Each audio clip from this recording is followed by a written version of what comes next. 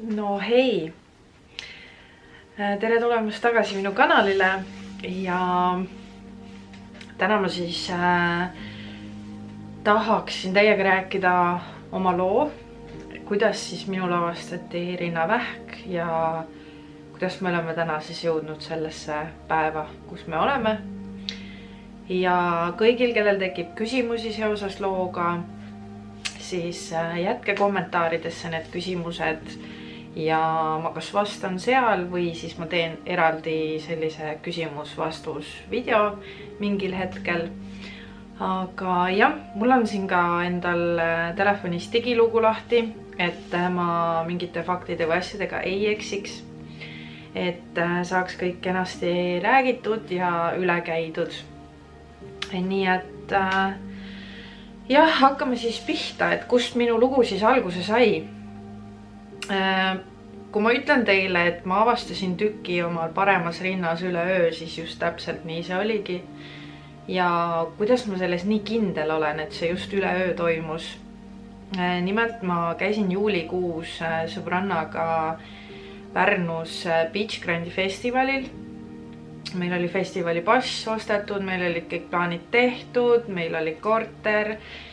Ja kes võib-olla mäletab, siis sellel samal ajal hästi sajune ilm oli. Igal pool räigelt sadas, suht külm oli väljas. Ja esimene festivali päev läkski siis niimoodi, et me läksime festivalile. Ega meil kummalgi väga sellised soojad riided seljas ei olnud. Me istusime seal 4-5 tundi põhimõtteliselt trampides poris, olles täiesti läbimärg, rahva summa sees, kuna me olime seal, me olime nagu põhimõtteliselt mingi põhilava ees ja seal rahva summa keskel niimoodi, et vahepeal see rahvas lihtsalt liigutas meid. Muidugi me olime ka alkoholi tarbinud ja sellele eelnevalt oli mul nagu hästi raske tööaeg olnud ja terve see juunikuu oli töid täis. Nii et mu keha oli parajalt stressis, magamata stressis, kõik ülekoormus, kõik asjad kokku. Ja ma sain räigelt külma seal. Ja järgmisel hommikul ärkasin siis mina ülesse. Hakkasin sügama ennast siit kuidagi. Ja tundsin käe alla jäi tükk. Ja eelmine õhtu seda tükki seal ei olnud. Ja kuidas ma seda nii kindlalt tean, ma kandsin üle-eelmisel ja eelmisel õhtul peale endale ise pruunistajat. Ja ilmselgelt see tükk oli nii suur, et ma oleksin tundnud seda enda nagu käe all, kui ma seda peale kandsin, seda ei olnud seal. Nii et see on ka põhjus, miks ma saan kindlalt väita seda, et see tõesti tekkiski mul üleöö. Ja ärkasin üles, avastasin selle tüki. Ma olin päris paanikas. Sellel hetkel mul vist sõbranna veel magas, et ta enam-vähem seal ärkas. Ja kui ta tuli üles, siis ma ütlesin talle, et kui mul on selline asi nagu ka tema ehmus ära sellest, tal oli ka mingi, et issand jumal, et kas me peame nüüd EMO-sse minema või et mis me tegema peame, vaata. Ma ütlesin, et midagi teha põhimõtteliselt ei olegi, et mis see EMO-sse minek ikka siin aitab, et laupäevane päev, et ma ootan esmaspäeva ära ja lähen siis arstile. Ja nii ma siis ka tegin. Aga terve selle nädalavahetuse ma praadisin, ma tundsin, et midagi on valesti. Ma olin suht paanikas, et kas tõesti see nüüd ongi siis see, mis minuga juhtub või. Ja see oli siis esmaspäevane päev, kui ma läksin, see oli endiselt juulikuu algus. Et sellele nädalavahetusele siis järgnev esmaspäev, ma täpselt kuupäevi siin ei mäleta, aga ma helistasin, tähendab mu ema helistas siis Tartus rinnakabinetti.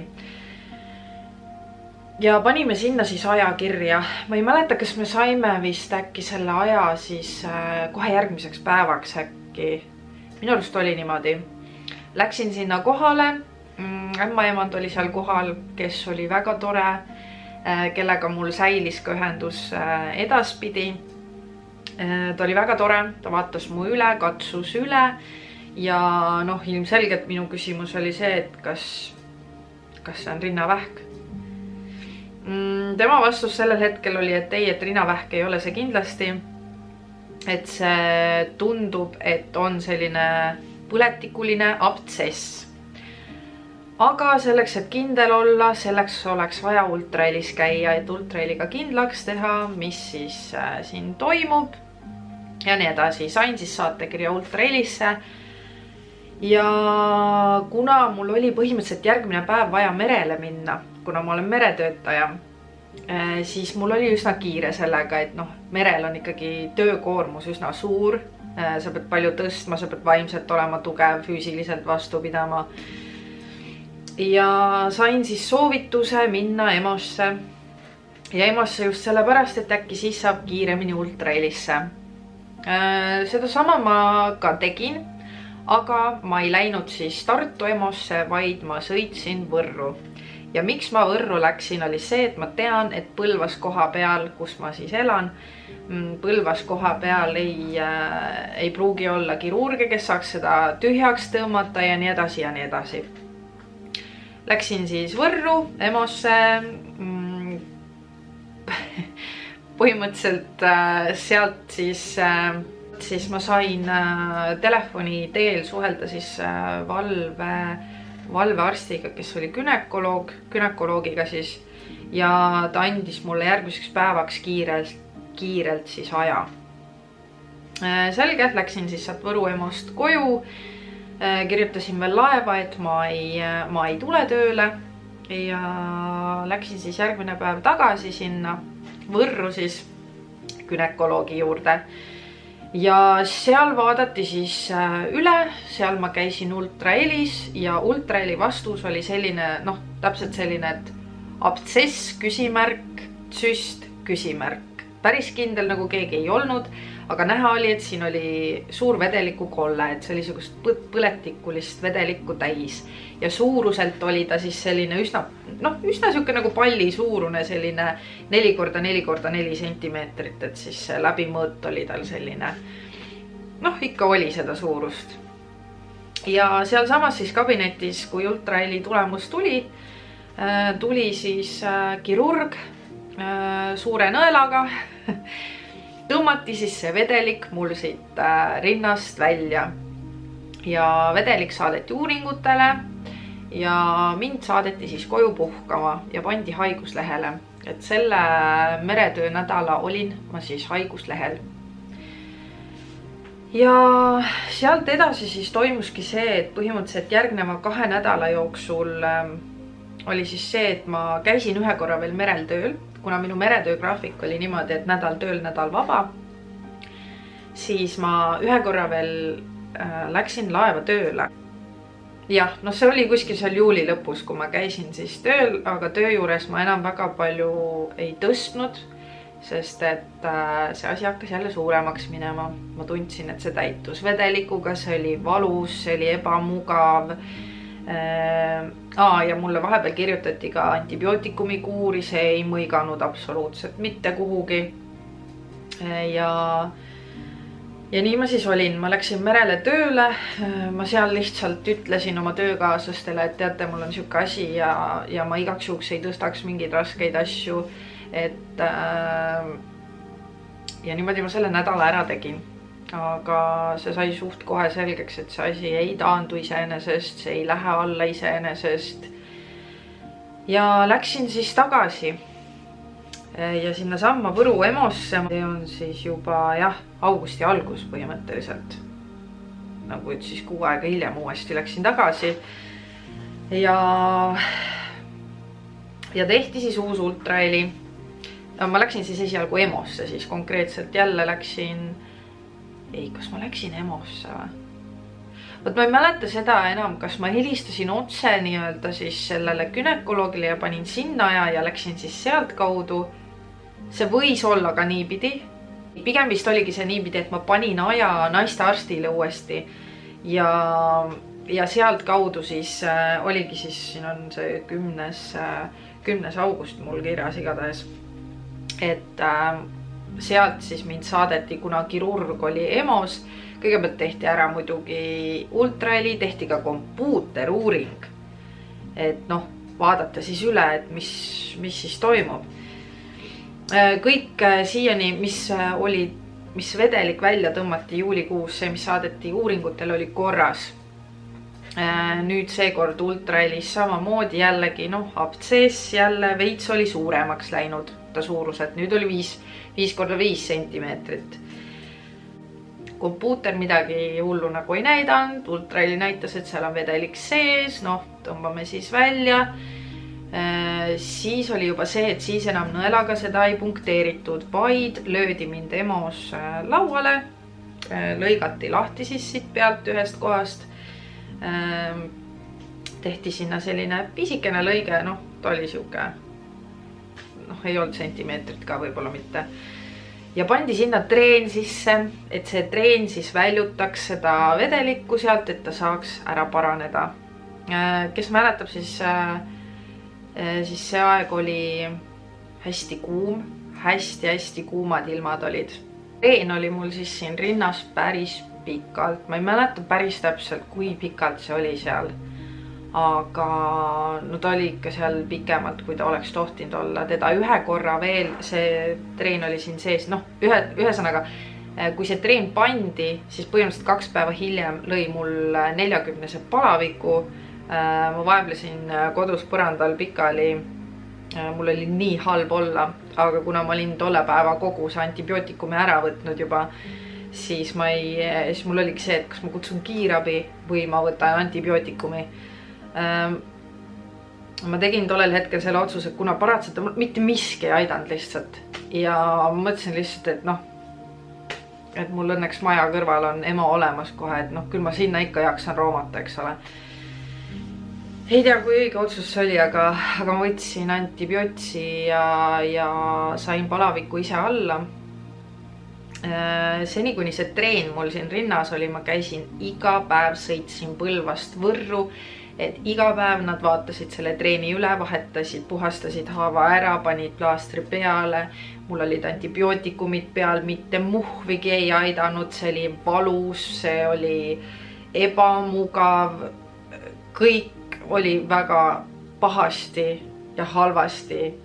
Selle aja jooksul, kui see treen, ühe korra vahetati ka see treen ära, võeti siis see vana välja, pandi teine sisse ja kogu aeg oli mul siuke lahtine haav siin terve selleks sooja aja siuke.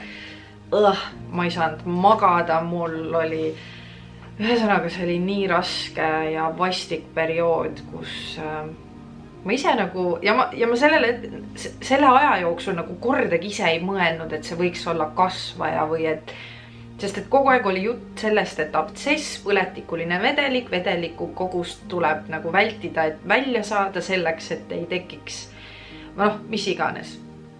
Ja selle ajaga, kui see treen seal sees oli, siis siin vedeliku ümber need seinad muudkui ka paksenesid, ääred läksid suuremaks, ma tundsin, et ta üldse kuidagi nagu suurenes pidevalt.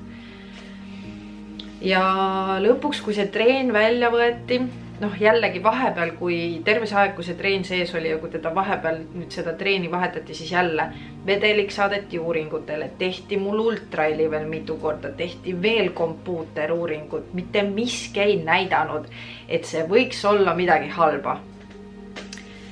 Ja võeti mul siis see treen välja, see oli siis juba augusti lõpp põhimõtteliselt, või no lõpupoole, keskpaik lõpupoole. Ja mul kinni ei õmmeldud seda haavakest siin, vaid see jäeti lahti. Ma käisin veel paaril korral niimoodi, terve see aeg ma käisin iga jumala päev Võrus kogu aeg.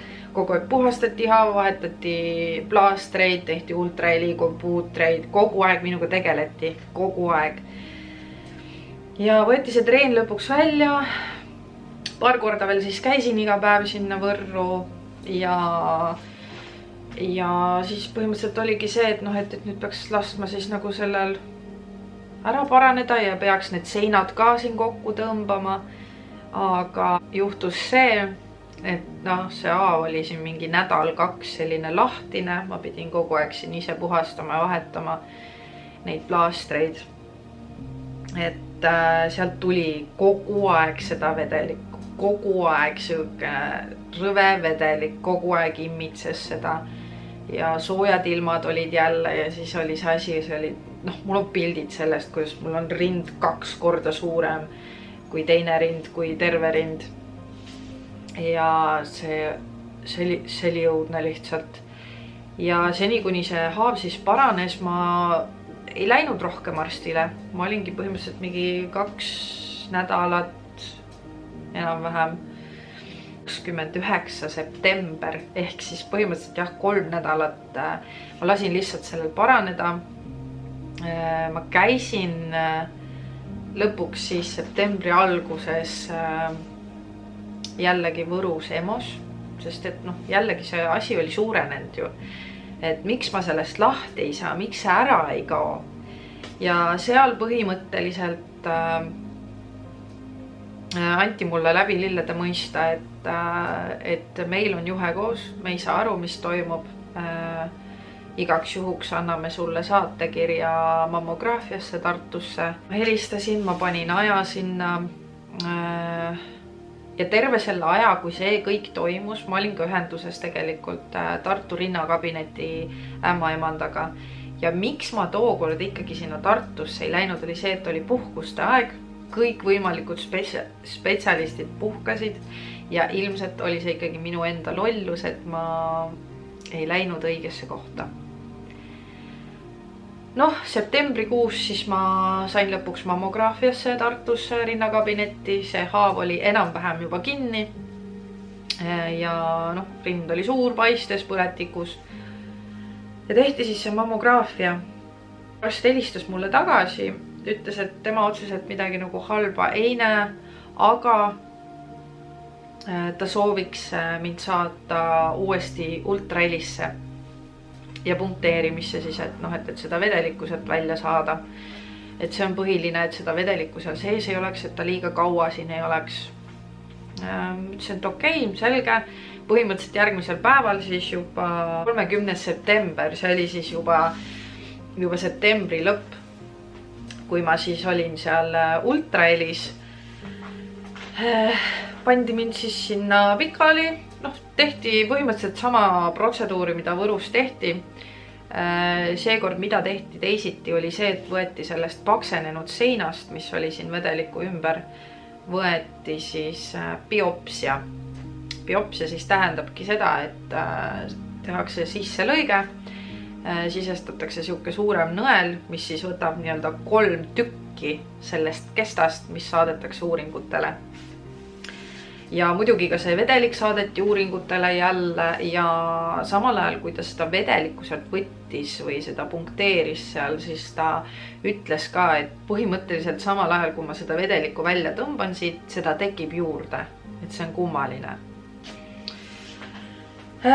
Sai siis see tehtud, ultraheli, biopsiaga läks siis kuskil 2 nädalat, no 10 päeva 2 nädalat siis enne kui tulemused selgusid. Ja varem siis tuli selle vedeliku tulemus, noh seal jällegi mitte midagi ei näidanud otseselt. Ja niimoodi oligi siis järgnevad 2 nädalat siis, ma ei mäleta, kas see oli 2 nädalat või 10 päeva, igatahes ma pidin pikemalt ootama. Isegi kui see biopsia võeti, saate aru, ma isegi sellel hetkel veel ei mõelnud, et see võiks olla rinnavähk. Sest et minu peas oli nagu see, et kuna arstid olid siiamaani rääkinud sellest, et noh, et kindluse mõttes me võtame biopsia, kindluse mõttes me teeme seda, et välistada seda. Ja see sõna nagu rinnavähk ei olnud sealt kunagi läbi käinud. Ehk siis ma ei mõelnud selle peale üldse, ma olin täiesti carefree.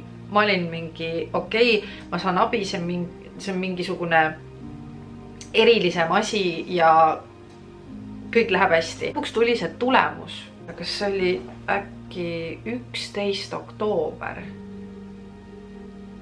Et ma teadsin, et see tulemus tuleb ja ma igaks juhuks noh, vaatasingi digiloost siis, et mis see tulemus on.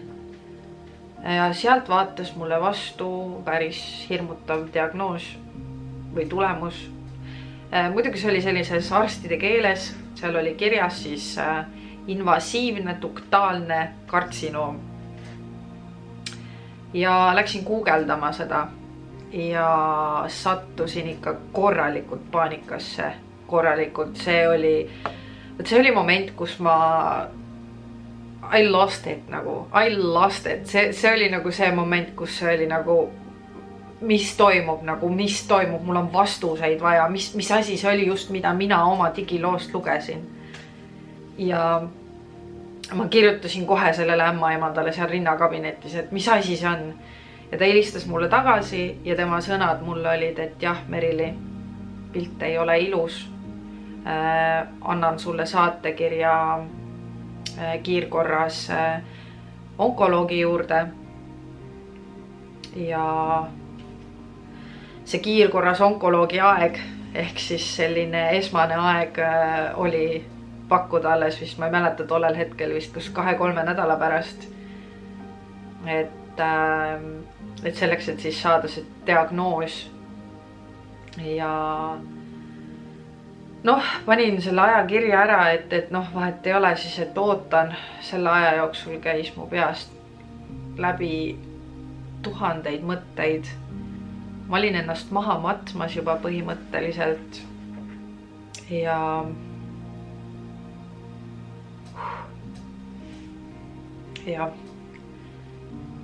ma lihtsalt mäletan nii hästi, mida ma sellel hetkel mõtlesin. Ma mõtlesin oma ema peale ja isa peale, et miks nemad peavad oma elust midagi sellist läbi elama. Et miks nad peavad oma lapsest ilma jääma. Et teine mõte oli see, et mul ei ole ju lapsigi. Ja et ma olen nii noor, et miks mulle nii vähe aega on antud siin maailmas. Või et mida ma valesti olen teinud, et miks see minuga juhtub praegu. Kõik need mõtted käisid mul peast läbi. Ja jällegi taaskord tegelikult ämmaemand soovitas mul minna EMO-sse, seekord siis Tartusse.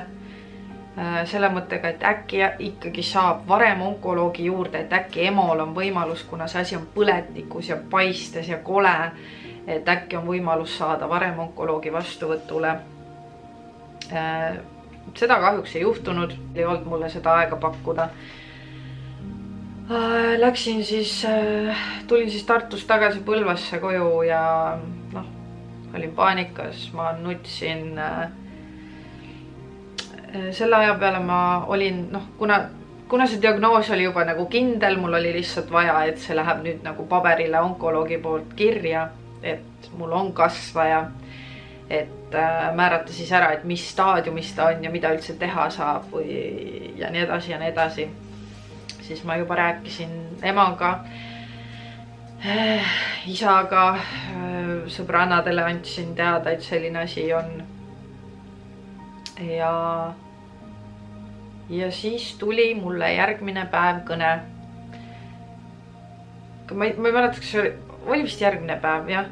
Tuli kõne sellelt samalt ämmaemandalt, et tema näitas minu haiguslugu Tartus onkoloogile ja tema tekitas mulle aja, nii et pane riidesse ja sõida kohe praegu Tartusse. Saad kohe onkoloogi vastuvõtule. Ma olin super õnnelik selle üle, et ma selle aja sain ja et see mulle võimaldati. Ja siis me emaga läksimegi sinna. Ja tollel päeval, ma ei olnud nagu väga emotsionaalne, aga raske oli, väga raske oli, et sa lähed sinna põhimõtteliselt nagu seda rasket diagnoosi saama, sa lähed sinna neid sõnu kuulama, et sul on selline asi. Ja läksin sinna kabinetti siis ja Jaak Lehtsaar võttis mind vastu.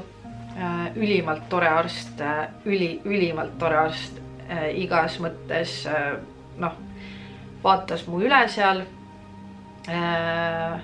ja ütleski siis, et jah, sul on päris agressiivne tegelane siin, 3. staadium, ta on suur tegelane, ta kasvab meeletu kiirusega. Meil oleks vaja siin koheselt sekkuda, et siin ei ole enam aega mõelda. Ja seda ta ütles ka, et rinda me päästa ei saa, sest et see tegelane on haaranud kaasa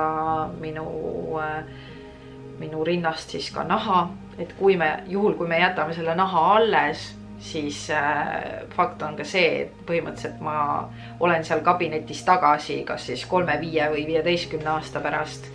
Ja minu mõte on küll see, et ma ei taha kunagi seal kabinetis enam tagasi olla. Mitte, et mulle see arst ei meeldiks, vaid et lihtsalt, et ma tahan terveks saada. Ja seal samas kabinetis siis Jaak Lehtsaar helistas ja kutsus sinna kabinetti ka teise onkoloogi, Kersti Kallaku, kes on siis minu raviarst tänasel päeval. Ja nemad siis kahekesi seal panid paika mulle raviplaani, saatsid mind igasugustele uuringutele, mul võeti geenitest, tehti tervest rinnast mammograafia, ultrahelid, kompuuteruuringud, kõik asjad, kõik korraga, et vaadata üle siis kogu ülejäänud keha ja olla kindel, et kuskil siirdeid ei ole, mis jumal tänatud selgus, et mul ei olnud neid siirdeid kuskil mujal. Siin paremal kaenla all lümfides on üks pisikene koht, kus on väike siire. Aga noh, ütleme nii, et see on väga tillukene ja väike ja see niikuinii operatsioonil eemaldatakse, nii et mis seal ikka. Seal kabinetis oli juttu sellel hetkel ka sellest, et oma munasarju külmutada, et oleks võimalust kunagi emaks saada. Aga kuna asi oli hästi pakiline ja kiire ja asi oli tõsine ja see tegelane levib siin nagu kiirelt ja oli kähku vaja sekkuda, siis sellel hetkel seal kabinetis minu sõnad olidki arstile, et mina elan siin ja praegu ja hakkame lihtsalt raviga pihta ja see, mis tulema peab, tuleb. See ei ole välistatud, et ma kunagi saan emaks. See ei tähenda seda, see keemiaravi, et nüüd see on läinud rong. See võimalus on väike, sest et keemiaravi ikkagi mõjutab kogu su keha niivõrd palju. Et jah, aga eks siis me näeme seda kunagi, kas see on mulle ette nähtud, et kas see on minu tulevik saada emaks. Aga selle peale ma hetkeseisuga väga palju ei mõtle. Jah, see on kurb, aga ma leian ka, et mul ei ole mõtet muretseda praegu hetkel asjade pärast, mis on minu kontrolli alt väljas. Ainus, mida mina praegu sellel hetkel siin teha saan, on olla tugev iseenda eest, valida iseenda elu ja kontrollida seda kõike ise, oma suhtumist ja kõike. Nii et jah, põhimõtteliselt siis see oli vist kolmapäevane päev, kui see kõik seal kabinetis toimus, kui kõigest sellest räägiti.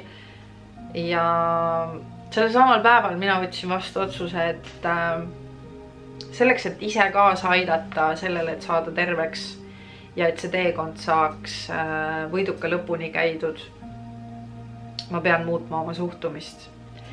See tähendab siis seda, et ma ei haletse ennast, ma näen igas negatiivses asjas, olgu see nii hull kui tahes, alati positiivsust ja ma võtangi selle positiivse asja sealt ja ma keskendungi sellele, selleks, et mu keha ja vaim oleks tasakaalus, et mu keha suudaks võidelda nii-öelda selle keemiaravi nagu kurnavusega ja seal samal ajal ka selle tegelasega, kes mind siin kimbutanud siis on, ehk siis rinnavähiga. nii et jah, sellel hetkel minu peas toimuski siis ehk siis 3. päeval, põhimõtteliselt 2.-3. päeval peale siis nagu selle kõige lugemist seal digiloos ja kõik see, mis toimus. Olin ma juba üsna rahulik, teadlik ja ma mõtlesingi sellel hetkel seda, et aga mina jään elama. Mul on veel palju, mida ma tahan saavutada, mul on palju veel teha ja ma olen noor inimene ja kõik läheb hästi. Ja kõik see geenitest ka, mis võeti, see geenitest tuli 6 aega hiljem. See geenitest oli mul ka korras, mida muidu mulle öeldi, et üldiselt kui nii noorelt on kasvaja, siis see üldiselt on geneetiline. Minu puhul see nii ei ole. Ja jumal tänatud, sest et geneetika puhul on jah see, et natukene keerulisem. Ma ei ole veel operatsioonil käinud, praegu ma saan keemiaravi ja minu keemiaraviplaan näeb siis ette seda. Ma hakkasin põhimõtteliselt kohe sellel samal nädalal saama keemiaravi. Esimese keemiaravi sain mina 14. oktoober ja minu raviplaan näeb siis ette seda, et minu ravi on siis 8 korda, 8 kuuri kokku siis ja iga kuur täitub iga 3 nädala tagant. Ja minu ravi näeb siis välja ka selline, et keemiaravi on siis paralleelselt immuunraviga. Aga kuna see ravi sekkub sinu immuunsüsteemi, siis sellel on ka kõrvalmõjusid hästi palju. Ja mina hetkeseisuga saan keemiaravi iga nädalaselt ja iga 3 nädala tagant saan siis ma immuunravi ka veel lisaks. Ja kokku siis jah, on praeguseks seisuks mul läbitud juba 3 kuuri, mis on nagu super lahe. Et 4. hakkab siis täpselt jõulude ajal pihta. Ja hetkel ma tunnen ennast väga hästi. On olnud 1 korra, kus mul on olnud nagu väga-väga halb. Aga seal oli ka see, et arst arvas, et kas mul oli mingi viiruslik asi või siis tõesti see üks keemiaravi, mis võib siis tekitada ka sellist äkkreaktsiooni vahepeal. Nii et jah, aga üldiselt on mul väga hästi läinud hetkeseisuga. Mu keha talub ja tuleb toime väga hästi keemiaraviga, mille eest ma olen nii tänulik ja pool ravi juba saab detsembri lõpuga tehtud ja see kõik nagu teeb nii rõõmsaks ja ma näen seda muutust, et mu rinnas see tükk muudkui läheb väiksemaks ja need muutused olid juba kohe algusest peale esimest keemiat näha. See teekond on raske, mida ma käin hetkel ja olla nagu hästi positiivne ja tugev on ka raske. Aga ma leian, et ju see on millekski hea ja sellised väiksed asjad, kui ma tunnen ennast hästi, siis need tähendavad minu jaoks nii palju ja üleüldiselt hea tervis kui selline on miski, mida me võtame oma igapäevaelus nii iseenesest mõistetavana, et ma ei mõtlegi selle peale, et ei minuga ei juhtu, ei mis asja. Mulle ei tule siuksed asjad külge. No jah, siin ma olen mina, kes ma mõtlesin ka, et ei, see ei ole võimalik, nagu see ei saa olla nii.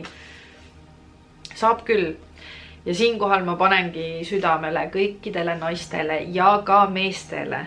Jah, mehed, ka teil võib tekkida rinnavähk. See ei ole ainult naiste haigus.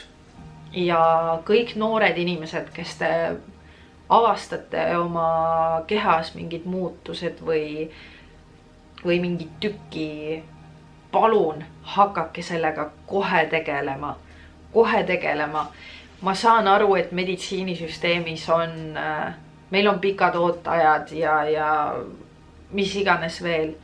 Aga senikaua tuleb teha kisa, kui sa saad abi.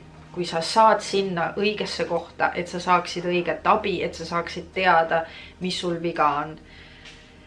Ja kallid naised, kes te olete saanud endale kutsed sõeluuringutele, palun käige neil uuringutel. See ei ole niisama, teid ei kutsuta sinna lihtsalt niisama, vaid käige nendel uuringutel ja uskuge mind, varajalt varajases staadiumis avastatud kasvajad, olgu see siis emakakaelavähi kasvaja või rinnavähk. Varajases staadiumis on võimalik väga palju ära teha.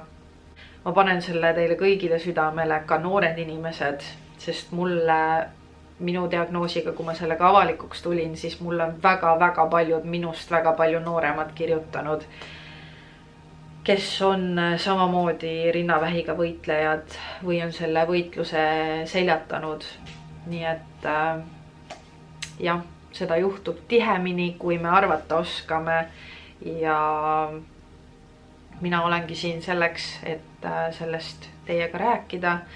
Ja kui teil tänase video põhjal on mulle mingisuguseid küsimusi või mingisuguseid fakte, mis on teie jaoks segased, siis jätke mulle siia kommentaaridesse need küsimused, mis iganes ma vastan neile, kas siis, kui neid tuleb palju neid küsimusi, siis ma teen eraldi video selle kohta. Kui neid tuleb vähem, siis ma vastan igalühel eraldi. See täiesti oleneb. Nii et jah, ma loodan, et te saite rohkem nüüd selgust, kuidas siis mina tänasel päeval olen jõudnud sellesse punkti, kus ma siis olen. Ja ma soovin teile kõigile kaunist jõuluaega ja hoidke oma tervist, sest et teile on antud üks elu, üks keha. Palun hoidke seda, see ei ole iseenesest mõistetav, hea tervis ei ole iseenesest mõistetav, vaid oma keha ja vaimuga tuleb paralleelselt tegeleda selleks, et tunda ennast hästi ja elus veel palju korda saata, nii et näeme juba järgmises videos. Tšau!